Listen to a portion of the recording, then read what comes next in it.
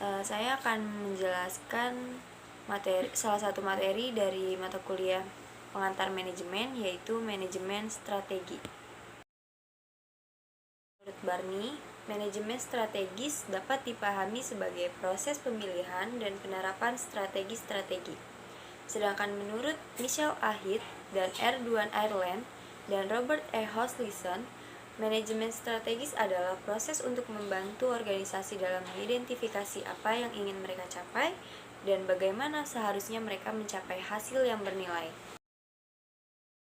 Di definisi tersebut dapat diketahui bahwa fokus manajemen strategis terletak pada perpaduan antara manajemen pemasaran, keuangan, produksi, penelitian dan pengembangan, serta sistem informasi komputer untuk mencapai keberhasilan organisasi.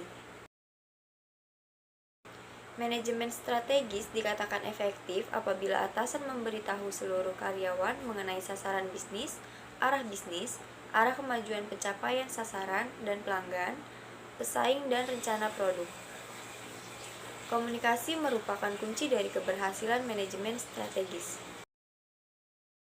Yang kedua itu ada manfaat dari manajemen strategis, yaitu yang pertama membuat tujuan untuk arah jangka panjang.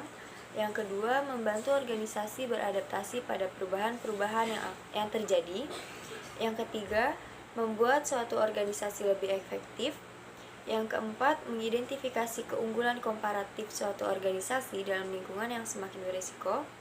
Yang kelima, aktivitas pembuatan strategi akan mempertinggi kemampuan perusahaan untuk mencegah munculnya masalah di masa yang akan datang.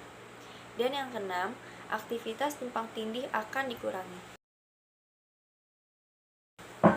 Lalu ada risiko dari manajemen strategi, yaitu yang pertama, waktu yang digunakan para manajer dalam proses manajemen strategi mungkin mempunyai pengaruh negatif pada tanggung jawab operasional. Sedangkan yang kedua, apabila para pembuat strategi tidak dilibatkan secara langsung dalam penerapannya, maka mereka dapat mengelak tanggung jawab pribadi.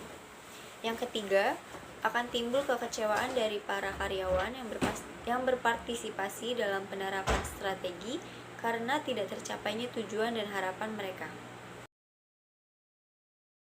Proses penyusunan manajemen strategi, yaitu yang pertama ada menetapkan visi dan misi organisasi, lalu menetapkan tujuan, kemudian dianalisis lingkungan, lalu menyusun strategi, dan implementasi dan eksekutif strategi, dan yang terakhir